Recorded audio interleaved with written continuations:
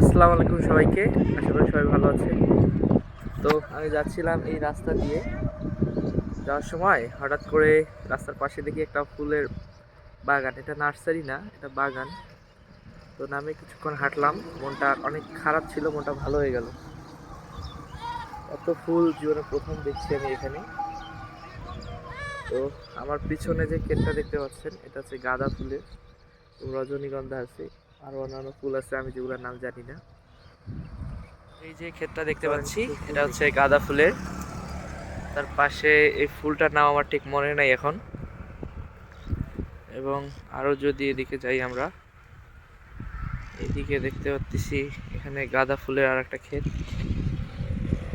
এইদিকেও গাঁদা ফুল আছে, চাচা ওষুধ দিতেছে, চাচার সাথে কথা হয়েছে আমার।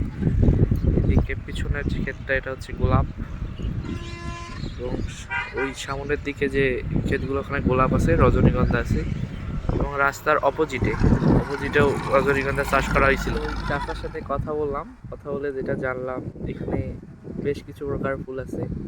তার মধ্যে আপনাদের গোলাপ সবচেয়ে বেশি, গোলাপের দুইটা ক্ষেত।